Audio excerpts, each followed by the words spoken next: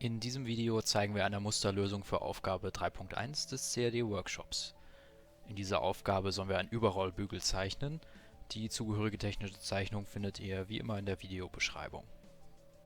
Bei diesem Teil werden wir ein Feature benutzen, das wir zuvor noch nicht benutzt haben, und das ist die Austragung entlang eines Bahnprofils. Und dazu werde ich zunächst eine Bahnskizze erstellen. Und das kann sowohl eine zwei- als auch eine dreidimensionale Skizze sein. Dreidimensionale Skizzen kann man hier oben über diese Schaltfläche erstellen. Es wird jetzt aber wie gesagt erstmal zweidimensional bleiben. Die wird auf dieser Ebene hier liegen. Und ich fange damit an, einfach die Bahn dieses Bügels nachzuzeichnen. Und das Bahnprofil beginnt hier oben mit einem Kreisbogen. Ich werde jetzt erstmal nur die linke Seite des Bügels zeichnen. Wir können uns das Ganze dann einfach nachher auf die andere Seite hinüber spiegeln. Ja, schön darauf achten, dass die Übergänge tangential zueinander sind.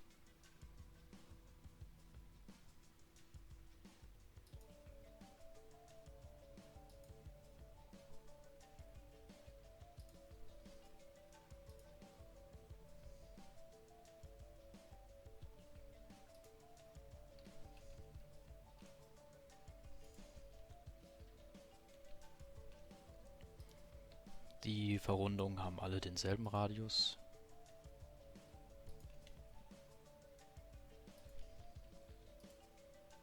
Der beträgt 80 mm. Für die Bemaßung an dieser Mittellinie ist es hilfreich, wenn wir uns einfach hier so eine Konstruktionslinie reinlegen.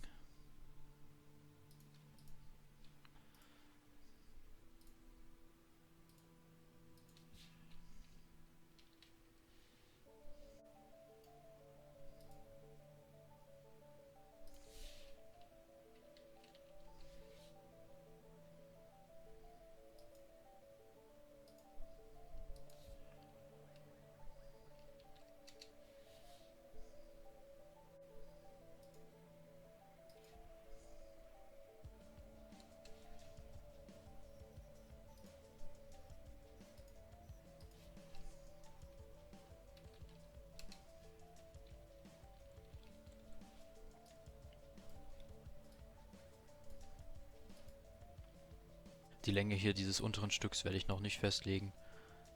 Ich lasse das erstmal einfach bis zur Mitte laufen. Und dann fehlt noch ein Maß, das ist die Länge von dem Stück hier oben.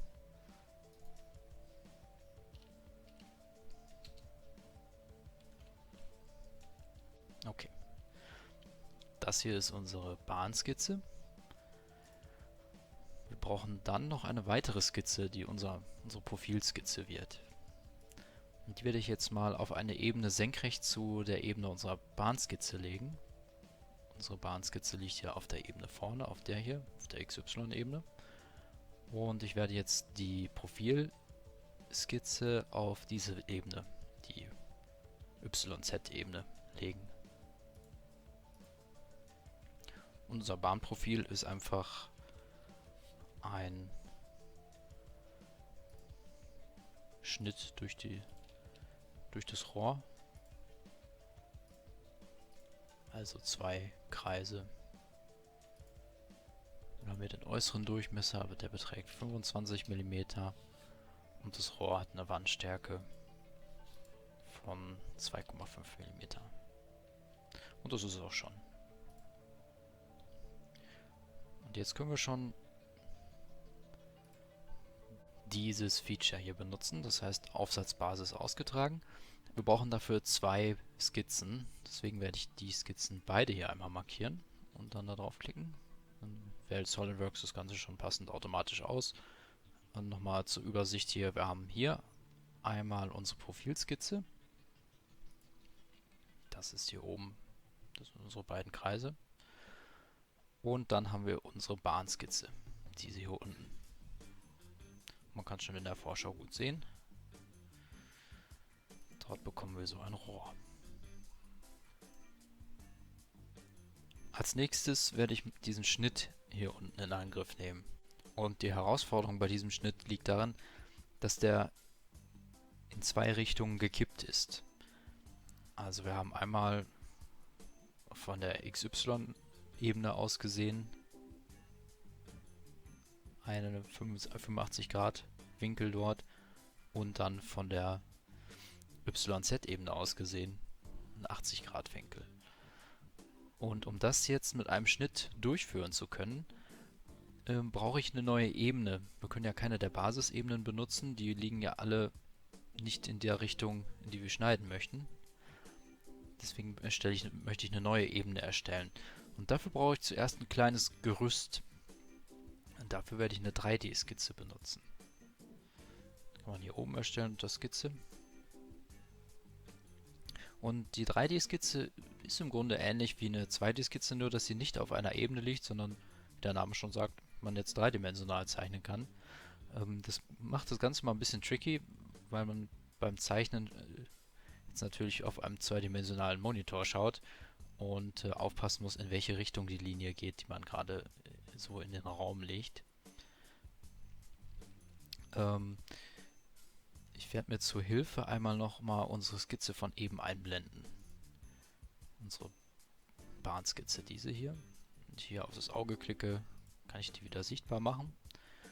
Und jetzt möchte ich erstmal einen Punkt erstellen, der das untere Ende dieses Rohrs hier markiert.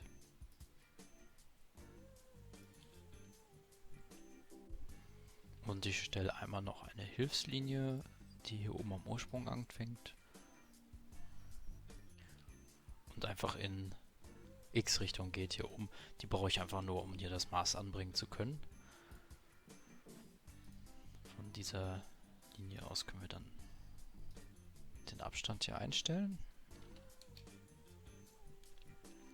Und jetzt möchte ich die Ebene durch ein Grundgerüst aus zwei Linien hier so platzieren später, dass die genau in dem festgelegten Winkel hier durch dieses Rohr schneidet.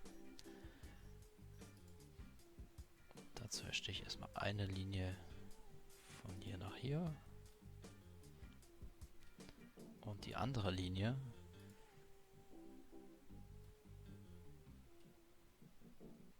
jetzt so nach hinten zeigen.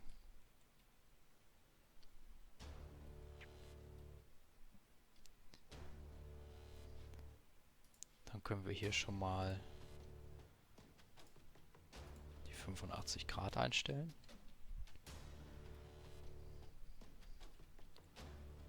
Und hier brauchen wir nochmal eine weitere Hilfslinie.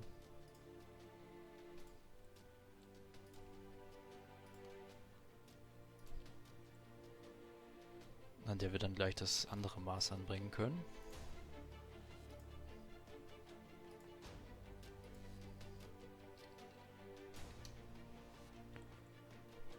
Und damit das genau nachher passt, setzen wir diese beiden Linien noch senkrecht zueinander.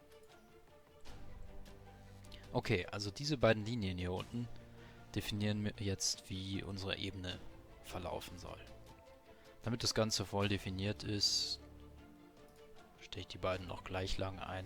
Das ist aber jetzt nur, damit wir kontrollieren können, ob wir alles richtig gemacht haben, hier das nicht so unbemaßt ist. Also das hat keine Funktion. Die Länge dieser Linie, die ist beliebig. Okay, dann verlassen wir einmal die 3D-Skizze und erstellen jetzt eine Ebene. Und das können wir hier oben unter Features, unter Referenzgeometrie machen. Und für diese Ebene brauchen wir, ja, je nachdem, was wir als Referenz benutzen, eine, zwei oder drei Referenzen. Da wir jetzt hier zwei Linien haben, klicke ich diese beiden Linien hintereinander an. Und das reicht schon aus, um die Ebene vollständig zu definieren. Und die liegt jetzt genau hier so.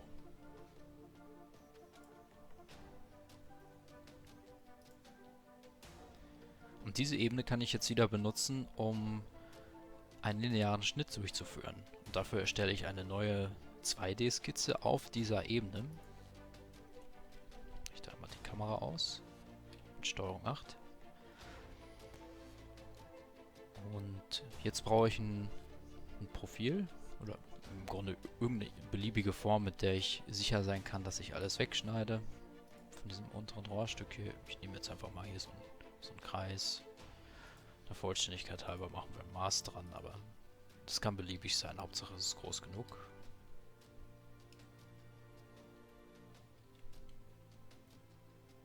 So liegt er da drin. Und dann können wir einen ausgetragenen Schnitt benutzen. Und wir wollen alles wegschneiden. Genauso.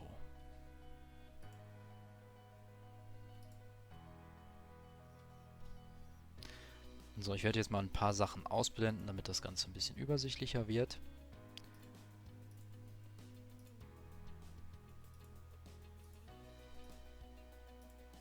Okay.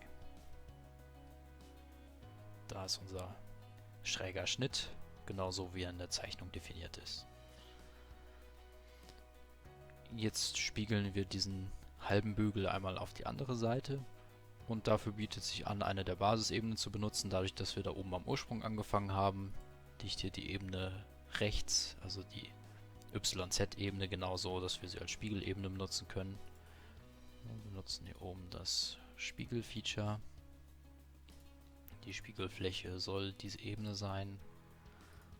Und wir können natürlich jetzt alle Features auswählen. Wir können auch den ganzen Körper auswählen. Den finden wir hier unter Volumenkörper. Man kann es in der Vorschau jetzt hier leicht erahnen, aber wenn man das einmal bestätigt, haben wir hier genau unseren Bügel auf die Seite hinüber gespiegelt. Jetzt fehlt nur noch eine Kleinigkeit. Wir wollen hier noch auf die eine Seite eine kleine Bohrung hineinbohren. Und dafür erstelle ich nochmal auf dieser Ebene hier eine Skizze.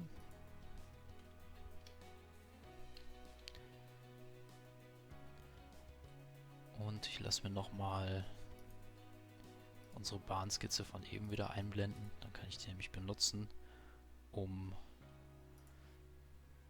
meine Bohrung hier auszurichten. Das ist unsere Bahnskizze hier. Wir schauen jetzt nur von der anderen Seite drauf. Und wir können auch von einer Skizze jetzt auf andere Sachen wieder auf Skizzenelemente aus anderen Skizzen referenzieren. Das heißt, wir können auch hier das Ganze bemaßen.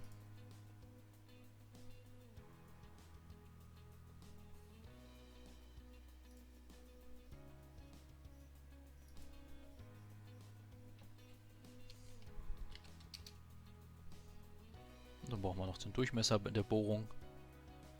Das sind 4,5 mm.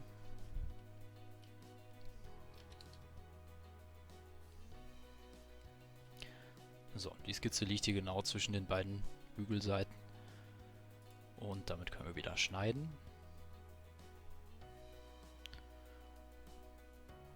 Und hier macht es Sinn, als Endbedingung wieder die Funktion bis nächste zu benutzen. Damit schneidet er genau einmal durch das Rohr und hört dann auf, denn wir wollen ja auf der anderen Seite nicht hinausschneiden.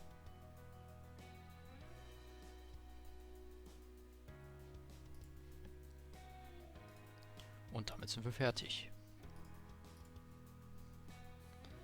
In Vollständigkeit halber wie immer die Massenkontrolle. Material einstellen.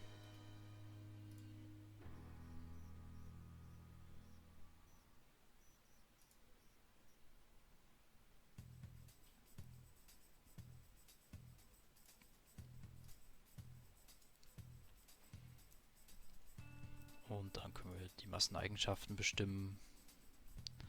2938,75 Gramm. Und das ist genau das, was auch in der technischen Zeichnung steht. So, ich hoffe, das Video war hilfreich für euch. Bis zum nächsten Mal.